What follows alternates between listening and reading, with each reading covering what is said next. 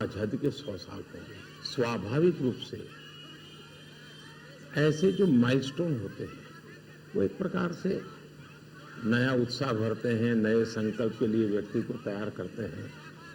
और उस अर्थ में मेरा मत था कि एक मौका है, 75 साल पर हम खड़े हैं, 100 साल पहुंचने वाले हैं, इस 25 साल का सर्वाधिक उपयोग कैसे करें। हर इंस्टीट्यूशन, हर कोई अपना एक लक्ष्य बनाए कि मैं अपना गांव का प्रधान हूं, 2047 तक मेरे गांव में इतना तो मैं करूंगा। आरबीआई को मैं कार्यक्रम में भी गया, 90 साल का उनका काम। तो मैंने कहा कि 10 साल बहुत महत्वपूर्ण है, आपके 100 साल होंगे, इस पर अभी से सोचिए। तो मेरे मन में 2047 ये भारत की आजादी के 100 साल और देश में एक प्रेरणा जगनी चाहिए। और आजादी के 100 साल अपने आप एक बहुत इंस्पिरेशन है, किसी व्यक्ति की जरूरत नहीं है। तो एक पार्ट तो वो है, दूसरा है 2024। 2024 ये चुनाव का हमारा जो क्रम है 5 साल का, उसके हिसाब से वो आया हुआ क्रम है। और मैं मानता हूं कि चुनाव ऑल टुगेदर डिफरेंट थिंग है। एक तरफ इस चुनाव में आप देखते हैं, लोकतंत्र में चुनाव को हमने लाइट नहीं लेना चाहिए। ये एक बहुत बड़ा महापर्व है और इसलिए मेरा तो मत है कि उत्सव के रूप में मनाना चाहिए। उससे जैसे स्पोर्ट्स, उसका जब फेस्टिवल होता है, स्पोर्ट्स के इवेंट होते हैं, वो स्पोर्ट्समैन स्पिरिट को पैदा करते हैं। प्रतिस्पर्धा भी। जब खेल का मैदान होता है तो देखने वाले, खेलने वाले, स्पोर्ट्समैन स्पिरिट का एक एनवायरनमेंट क्रिएट होता है जो हमारे संस्कार बन जाते हैं। चुनाव का ये माहौल अगर हम उत्सव में पलट दें, लोकोत्सव बना दें, तो हमारी रगों में डेमोक्रेसी, आने वाली पीढ़ियों के रगों में वो संस्कार बन जाती है। और लोकतंत्र के लिए बहुत आवश्यक है कि लोकतंत्र ये सिर्फ संविधान की सीमाओं में नहीं बंधना चाहिए, हमारी रगों में होना चाहिए, हमारे संस्कार में होना चाहिए। और उस अर्थ में मैं 2024 को देखता हूं। ये बात सही है कि हमारा 25 साल का विजन, और उसमें मैंने बहुत काम किया है। और ये आज कर रहा हूं ऐसा नहीं है, शायद मैं जब गुजरात में था तब भी उन दिशा में सोचता था। अब देखिए 2024 का चुनाव तो देश के सामने एक अवसर है कि एक कांग्रेस सरकार का मॉडल और एक बीजेपी सरकार का मॉडल, उनका 5-6 दशक का काम, मैं उनके लिए बहुत खुला मैदान छोड़ता हूं। 5-6 दशक का काम और मेरा सिर्फ 10 साल का काम। कंपैरिजन कीजिए, किसी भी क्षेत्र में कंपैरिजन कीजिए, अगर कुछ कमियां होगी तो भी हमारी एफर्ट्स में कमी नहीं रही होगी। दूसरा, मुझे 10 साल में 2 साल तो कोविड की लड़ाई में जाना पड़ा और आफ्टर इफेक्ट भी बहुत था। फिर भी आज हम कंपैरेटिवली देश को स्पीड कहो, स्केल कहो,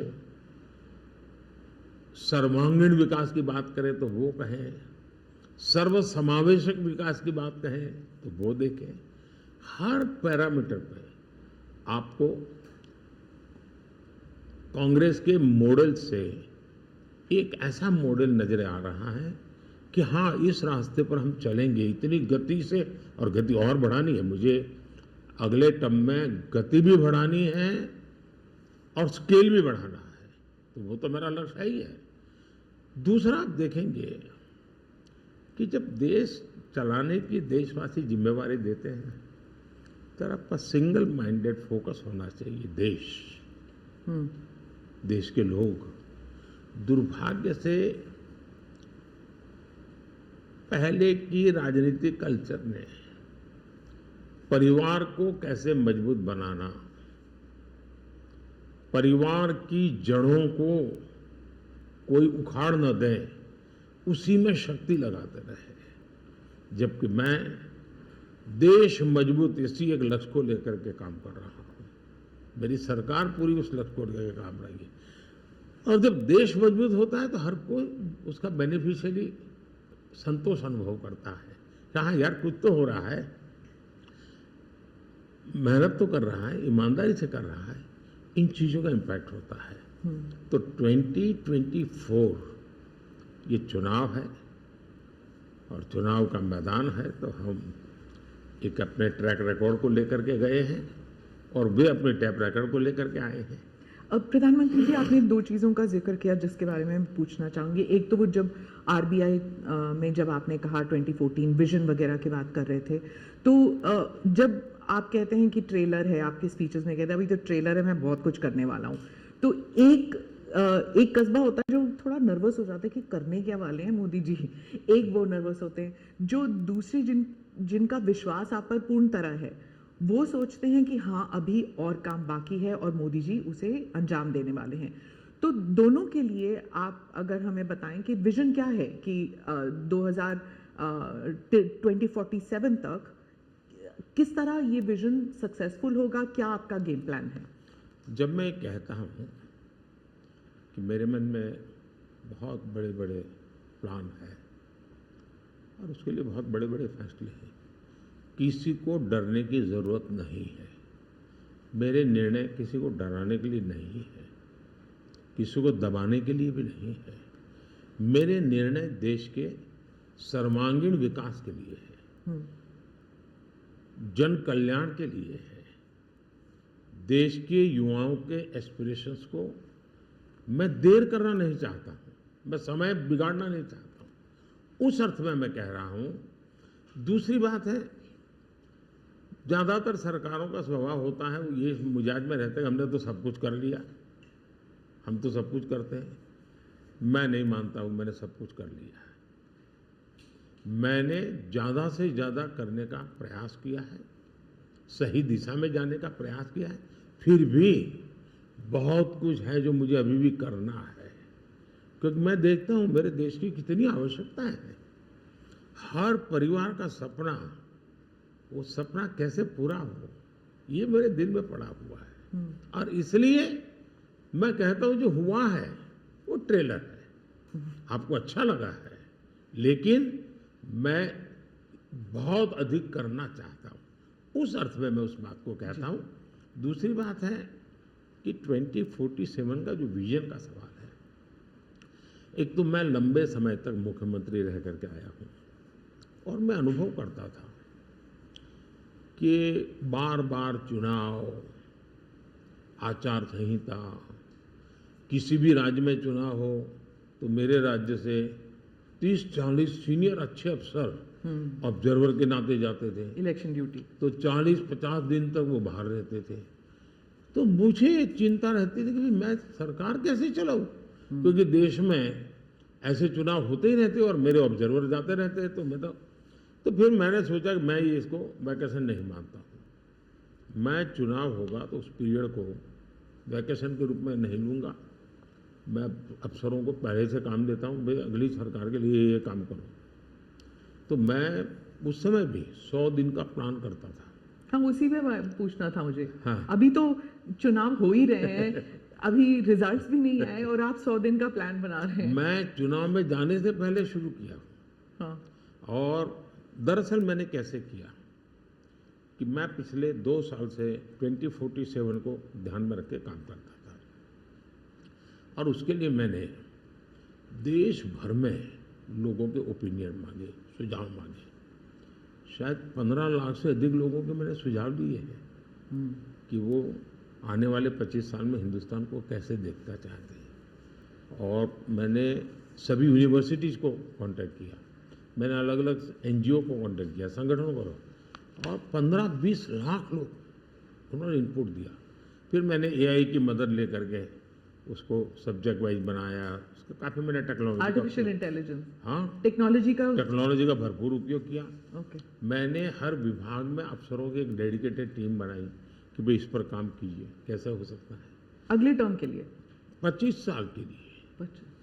और फिर मैंने खुद ने उनके साथ बैठा, प्रेजेंटेशन दिए 2-2 ढाई-ढाई घंटे, और मेरा विजन के अनुरूप क्या चीजें हैं, कौन सी चीजें डुएबल हैं, कौन सी चीजें डुएबल नहीं थोड़ा सा है, ट्रेलर बता सकते हैं? उसको मैं ऐसा है कि आचार संहिता चल रही है, अच्छा। मैं अभी अगर इन चीजों को बताऊंगा तो शायद कोई उसको गलत अर्थ में ले लेगा, तो मैं उसमें फंसना नहीं चाहता हूँ। जी। लेकिन इसमें कुछ छुपा हुआ नहीं है, मिल ही जाएगा। हम्म। दूसरा मैंने कहा कि मैं चाहता हूं कि ये जो मैं डॉक्यूमेंट बना रहा हूं, जो मेरा विजन है, लेकिन वो विजन मोदी की बपौती नहीं है, वो 15-20 लाख लोगों के विचारों को उसमें समाहित किया। एक प्रकार से इसकी ओनरशिप देश की है। 15-20 लाख लोग इनपुट देते हैं, मतलब पूरा देश दे रहा है। जी। मैंने क्या किया है कि मैंने उसको अभी डॉक्यूमेंट के रूप में तैयार करवा रहा हूँ। जैसे ही चुनाव प्रक्रिया पूरी हो जाएगी तुरंत वो स्टेट को भेज दिया जाएगा। ओके। मैं चाहूंगा कि स्टेट उस पर काम करे। स्टेट को क्या लगता है, क्या हो सकता है, क्या नहीं। और वो सिर्फ बीजेपी स्टेट्स नहीं है, सभी। नहीं, पूरा देश, ये देश का है, ये भाजपा का नहीं है जी। ओके। ये काम देश का है। फिर मैं नीति आयोग की मीटिंग बुलाऊंगा, उसमें इस पर व्यापक चर्चा करूंगा मुख्यमंत्रियों के साथ, और फिर उसमें से एक फाइनल चीज बनेगी। दूसरी तरफ मैंने अफसरों को कहा कि अभी जो हमारे सामने चित्र बना है, जो कुछ भी इनपुट आए उसका आधार, और मैंने अपने इनपुट दिए, उसमें से मुझे 3 हिस्सों में काम करना है। एक, बीजेपी का जो मैनिफेस्टो आएगा उसमें से करणीय काम तुरंत कैसे ले सकते हैं। दूसरा, ये जो 25 साल का हमारा जो एक खाका बना है, जो मेरा अपना विजन है, अभी तो मैं चाहूँगा कि मुझे और भी उसमें क्रिटिकल इनपुट चाहिए मुझे। मैं ऐसा नहीं मानता हूँ कि सब कुछ मुझे ही समझ और मुझे ही दिखता है। कोशिश मैंने भारी की, मैंने काफ़ी समय लगाया इसमें। उसको मैं 3 हिस्सों में बांटा। एक 25 साल, उसके लाइट में मेरे नेक्स्ट 5 ईयर, और उसके लाइट में मेरे फर्स्ट 100 डेज। तो इस प्रकार से मैंने पूरा डिजाइन बना के अफसरों को काम पे लगा दिया है, क्योंकि मैं 1 मिनट भी गंवाना नहीं चाहता हूँ जी। अब आपको याद होगा 2019 में बहुत कम लोगों को ध्यान रहता है, उस समय भी मैंने 100 दिन का काम दे करके चुनाव के मैदान में गया था, और जब मैं वापस आया आर्टिकल 370 100 दिन में मैंने कर दिया। 3 तलाक से मेरी बहनों को मुक्ति दिला दी, पहले 100 दिन में किया। यूएपीए बिल सिक्योरिटी को लेकर के हमने 100 दिन में कर दिया। बैंकों का मर्जर बहुत बड़ा काम था, हमने 100 दिन में किया। इतना ही नहीं, पशु का टीकाकरण, ये कोविड के टीकाकरण की इतनी चल रहा है ना, मैं देश में पहली बार करीब 15,000 करोड़ रुपया लगा करके पशुओं के टीकाकरण का बड़ा अभियान चला रहा हूँ, और मैंने 19 में पहले 100 दिन में किया था। तो मैं 100 दिन क्या काम करना वो हैफाजत नहीं करता, मैं बिल्कुल प्लानिंग करके उसको आधार पर आगे चलाता हूँ। मोदी जी, आपने एक टर्म कॉइन किया है जो बहुत ही लोकप्रिय हो गया है, मोदी की गारंटी। अब चुनाव के वक्त कई लोग कह रहे हैं कि क्या उम्मीदवार जो है वो नॉट इम्पॉर्टेंट है, वोट तो सिर्फ मोदी जी को जा रहा है क्योंकि मोदी जी की गारंटी है। तो इलेक्शन के दौरान ये सब टर्मिनोलॉजी इम्पोर्टेंट होता है। पहली बात है, उम्मीदवार ही नहीं, चुनाव में हर मतदाता इम्पोर्टेंट होता है। चुनाव में बूथ लेवल का कार्यकर्ता भी इम्पोर्टेंट होता है, कैंडिडेट भी उतना ही महत्वपूर्ण होता है। और इसलिए ये कह देना कि और किसी का महत्व नहीं होता है, ये वरना इतना बड़ा चुनाव हो ही नहीं सकता है जी, तो बहुत महत्व होता है। जहाँ तक गारंटी का सवाल है, आज हमारे यहाँ दुर्भाग्य से शब्दों के प्रति जो कमिटमेंट होना चाहिए, वो एक प्रकार से लग रहा है कि ये तो चलते का नाम गाड़ी, कुछ भी बोल दो, कहीं पर भी बोल दो, कोई जिम्मेवारी नहीं। अब आप देखा होगा इन दिनों एक नेताजी के पुराने ढेर सारे वीडियो बाजार में घूम रहे हैं, और उनके एक विचार से दूसरा विचार कितना कॉन्ट्राडिक्टरी है। अब लोग एक साथ देखते होगा, अरे ये आदमी इतना हमें मूर्ख बनाता था, हमारी आंख में धूल झोंकता। अभी मैंने एक नेता का भाषण सुना, उन्होंने कहा एक झटके में मैं गरीबी हटा दूंगा। अब जिनको 5-5, 6-6 दशक देश का राज करने को मिला, वो जब आज कहेंगे कि मैं एक झटके में गरीबी हटा दूंगा, तो देश सोचता है ये क्या बोल रहे हैं। तो मुझे लगता है पॉलिटिकल लीडरशिप की क्वेश्चनेबल होती जा रही है। ऐसे में प्राण जाए और वचन न जाए, ये महान परंपरा से हम निकले हुए लोग हैं। मैं मानता हूं नेताओं ने ओनरशिप लेनी चाहिए, जिम्मेवारी लेनी चाहिए। ये मैं जो बोल रहा हूं मतलब मेरी जिम्मेवारी है, ये कोई करेगा ऐसा करेगा ऐसे नहीं चलता है। और उसमें से मैंने बल दिया है गारंटी का।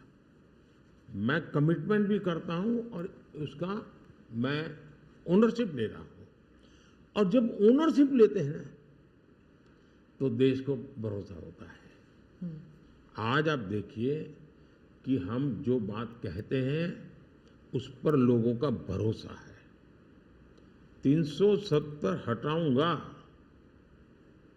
भले हमें पार्टी का जन्म हुआ तब से हम कह रहे थे, हमारे श्यामा प्रसाद मुखर्जी ने बलिदान दिया था, लेकिन हम उस पर पक्के मन से लगे हुए थे। जब मेरा मौका आया मैंने पूरी हिम्मत दिखाई, 370 गई और आज जम्मू कश्मीर का भाग्य बदल गया।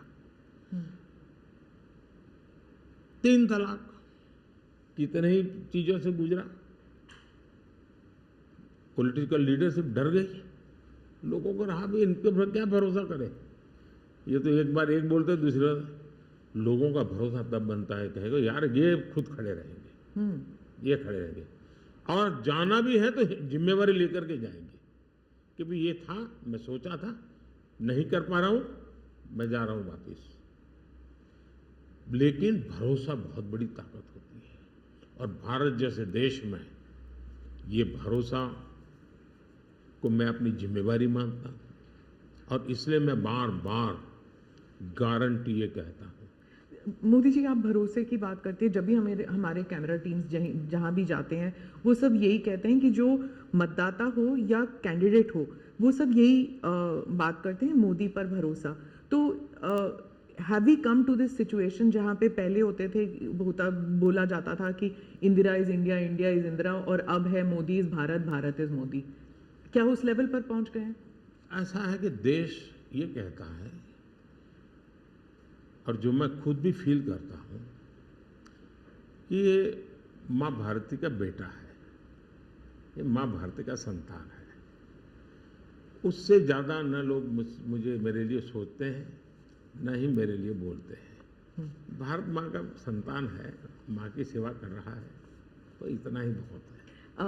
मैं राम मंदिर प्राण प्रतिष्ठा की बात करती हूँ। इसको एक राजनीतिक रंग नहीं चढ़ना चाहिए था, लेकिन हो गया है। और जब इलेक्शंस आ गए हैं तो फिर चाहे ऑपोजिशन हो या बीजेपी हो, एक दूसरे पर आरोप लगाते हैं, तुम पापी, तुम पापी। कांग्रेस कहती है कि इसका राजनीतिकरण बीजेपी ने किया इसलिए वो पापी है। बीजेपी कहती है कि न्योता देने के बावजूद आप प्राण प्रतिष्ठा में आए नहीं इसलिए आप पापी हैं। तो इसे आप कैसे देखते हैं? पहली बात है कि इसका राजनीतिकरण किसने किया, और इसको आज की घटनाओं से मत। जब हमारा जन्म भी नहीं हुआ था, हमारी पार्टी पैदा भी नहीं हुई थी, उस समय अदालत में ये मामला निपटाया जा सकता था, समस्या का समाधान हो सकता था। भारत विभाजन हुआ तो विभाजन के समय ये तय कर सकते हैं चलो भाई इतनी इतनी चीजें ऐसा कर लो, वो नहीं किया गया। क्यों? कि एक ऐसा हथियार हाथ में है जो हथियार वोट बैंक पॉलिटिक्स के लिए मजबूती का एक दांव है, इसलिए उसको पकड़ के रखा गया और बार बार उसको भड़काया गया। अब जब ये अदालत के अंदर मामला चल रहा था, अदालत में अभी जजमेंट ना आए वहां तक कोशिश की गई। न्यायिक प्रक्रिया से होना चाहिए तो हमारा संविधान हमें कहता है और सरकार की तो जिम्मेवारी है, लेकिन उसमें भी अड़ंगे डालना, ये क्यों? क्योंकि उनके लिए ये राजनीतिक हथियार था। ऐसे लोगों के लिए। और देखिए राम मंदिर का ऐसे लोग हैं, राम मंदिर कर रहे हैं, तुम्हें मार देंगे, ऐसा करके वोट बैंक बनाने का एक तरीका था। अब हुआ क्या, राम मंदिर बन गया तो उनके हाथ से वो मुद्दा ही चला गया। अब वो किसी को डरा नहीं पा रहे हैं कि राम मंदिर आ जाएगा, आ गया, कुछ नहीं हुआ, आग नहीं लगी कोई। दूसरा इनकी प्रकृति, आप सोमनाथ मंदिर से लेकर के अब तक की घटनाएं देखिए, वे भारत की मूलभूत आस्थाएं, भारत का मूलभूत जो पिंड है उसके प्रति नेगेटिविटी लेकर के ही देश में वो अपनी बात है। अब सोमनाथ मंदिर को क्या प्रॉब्लम था, सरदार पटेल थे, डॉक्टर राजेंद्र बाबू को जाना था, वहां तो न जनसंघ था, न भाजपा था, न आरएसएस थी, न कोई लड़ाई थी, लेकिन उन्होंने मना कर दिया जाने। वो जो नेहरू जी की जो चिट्ठी थी, हाँ, जो भी है, अब ये और वो परंपरा आज भी चल रही है कि प्राण प्रतिष्ठा का निमंत्रण मिले और आप उसको ठुकरा दें।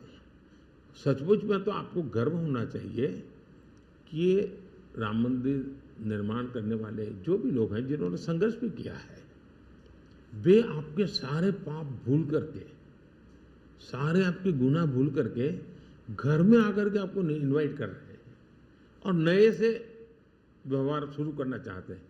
आप उसको भी उस पुराने मिजाज से ठुकरा दे, तब लगता है कि आपके लिए वोट बैंक एक बहुत बड़ी आपकी मजबूरी है। और उस वोट बैंक के चलते इस प्रकार की चीजें होती रहती। और ये किसी को नीचा दिखाना, किसी का अपमान करना, ये अपना अधिकार मानते हैं। और मैं कभी कभी कहता हूँ, ये तो नामदार है, हम तो कामदार है। अब मैं नॉर्थ ईस्ट जाऊँ, वहाँ के लोग कोई कपड़े पहना दे, मैं पहनता हूँ, उसकी भी मजाक उड़ाना।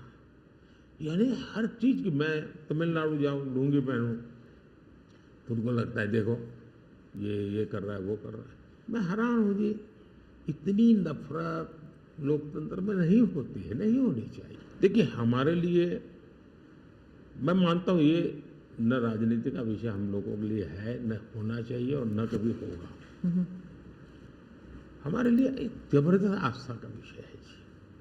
और ये कोई प्रभु राम का संबंध कोई मेरे कारखाने में नहीं आया जी, हजारों साल से, और दुनिया के अनेक देशों में है। जब ये राम मंदिर का निमंत्रण देने के लिए ट्रस्ट के लोग मुझे आए, उन्होंने ठुकरा दिया। मैं सोचने लगा, इतना बड़ा मुझे दायित्व दिया जा रहा है, मैं अपने आप को योग्य क्या कैसे करूं, अपने आप को योग्य कैसे बनाऊं। तो मैंने कुछ लोगों की एडवाइस ली, कुछ संतों की, कुछ जानकार लोगों की, मेरी स्पिरिचुअल लाइफ से जुड़े हुए कुछ लोगों को मैंने पूछा कि भाई मैं इसको एक प्रधानमंत्री के रूप में इस कार्यक्रम को नहीं लेता हूँ, एक राम भक्त के रूप में करना चाहता हूँ, मुझे क्या करना। उसमें से मुझे सुझाव आया, तो सुझाव तो बहुत, लेकिन मैंने फिर कुछ अध्ययन भी किया और मैंने मनोमन तय किया कि मैं 11 दिन का अनुष्ठान करूँगा। और मैं जमीन पे सोता था, नारियल के पानी पर रहता था। तो मेरे लिए शायद मेरी स्पिरिचुअल जर्नी की एक बहुत बड़ा महत्वपूर्ण ये 11 दिन की घटना में देखता हूँ मैं। और राम मंदिर प्राण प्रतिष्ठा को मैंने बहुत गंभीर लिया था जी। मैंने एक इवेंट के रूप में नहीं लिया था जी, मेरे लिए वो इवेंट नहीं था, वो एक स्पिरिचुअल मूवमेंट था आपके लिए। मैं मानता, मुझे दिखता था वो 500 साल का संघर्ष, मुझे दिखता था 140 करोड़ लोगों की श्रद्धा, सपने, और देश के गरीब गरीब लोगों ने पाई पाई देकर के मंदिर बनाया है जी। ये मंदिर 3 चीजें मैं देखता हूँ। एक, 500 साल का अविरत अखंड एक निष्ठ संघर्ष, लाखों लोगों का एक काम के लिए बलिदान। दूसरा, लंबी न्यायिक प्रक्रिया, इतने सालों की न्यायिक प्रक्रिया, और न्यायिक प्रक्रिया के हर तराजू से तूल करके निकला हुआ, कसौटी हुआ। दूसरा, टेक्नोलॉजी का उपयोग, एएसआई के द्वारा उसकी खुदाई, सबूत, ये एक बहुत बड़ा। और चौथा, हिंदुस्तान के कोटि कोटि लोगों ने 1-1, 2-2, 5-5 रुपया जो भी दे सकते हैं दे करके ये मंदिर बनाया है। ये मंदिर सरकारी खजाने से नहीं बना है। ये ऐसे पहलू हैं कि जो भारत के स्वाभिमान को, भारत के सामर्थ्य को, भारत के सपनों को, भारत के संकल्प को और भारत की आने वाली पीढ़ी को बहुत बड़ी प्रेरणा देने वाले हैं। हम दक्षिण भारत की बात करते हैं तो पहले मैं दक्षिण भारत के कुछ मुद्दों के बारे में उठाऊंगी। बीजेपी का एक ऐसा नेता तमिलनाडु में उभर के आया है जिसके लिए मीडिया अटेंशन काफ़ी कुछ आ रहा है, वो है अन्नामलाई जी। तो वो काफ़ी कॉन्फिडेंट है कि तमिलनाडु में बीजेपी को डबल डिजिट फिगर आएंगे। तो क्या ये उनका ओवर कॉन्फिडेंस है कि आप भी तमिलनाडु इतनी बारी जा चुके हैं? पहली बात है कि तमिलनाडु जनसंघ के जमाने से और भारतीय जनता पार्टी, मैं कहता हूं 5-5 पीढ़ी हमारी इस विचार के लिए वहां खप चुकी है। तो एक निरंतर काम चला है। जब कांग्रेस से लोग निराश हुए तो प्रादेशिक पक्षों की तरफ गए और लंबे अरसे तक प्रादेशिक पक्षों का जो कुछ भी कामकाज देखा है, अब लोग निराश हो गए। निराशा के इस माहौल में उन्होंने दिल्ली में भाजपा की सरकार का मॉडल देखा, हिंदुस्तान में अन्य राज्यों में भाजपा की सरकार का मॉडल देखा, देश भर में जो तमिल बंधु रहते हैं उन्होंने अपने घरों में जाके बताया भी हम जिस राज्य में रहते हैं वहां तो ये हो रहा है। तो लोग स्वाभाविक तमिल प्रजा कंपैरिजन करने लगी कि जो हवा खड़ा किया गया था ये तो अच्छा काम कर रहे हैं। अब जैसे मैंने तमिल काशी संगम किया तो तमिलनाडु में डीएमके पार्टी वाले लोग ये तो पानीपुरी वाले करके मजाक उड़ाते थे। लेकिन जब तमिलनाडु के लोग काशी संगम कार्यक्रम में आए और काशी का रूप रंग देखा, उन्होंने कहा हमने तो जो सुना था ऐसा नहीं है, ये तो बहुत डेवलप दिखता है, बड़ी प्रगति हो रही है, आईटी का नेटवर्क दिखता है। तो सोचने का तरीका बदलने लगा और उसके कारण डीएमके के प्रति जबरदस्त गुस्सा पैदा हुआ है। मैं कल्पना नहीं करता हूं इतना बड़ा गुस्सा पैदा हुआ है। वो गुस्सा पैदा डाइवर्ट हो रहा है बीजेपी की तरफ पॉजिटिव वे में। और अन्नामलाई एक बहुत ही अच्छे आर्टिकुलेट है, यंग है, बहुत ही अपनी आईपीएस कैडर में बहुत बड़ी प्रतिष्ठित नौकरी छोड़ करके आए हैं। दूसरा, लोग सोचते कि यार इतना बड़ा होनहार कैरियर छोड़ के आया आदमी तो डीएमके एआईडीएमके में चला जाता, उसकी तो जिंदगी बन जाती। तो वो मानने नहीं गया, वो बीजेपी में आया। तो लोग आप यार ये बीजेपी में गया है मतलब कुछ मेटल है, कुछ अच्छे इरादे वाला इंसान लगता है।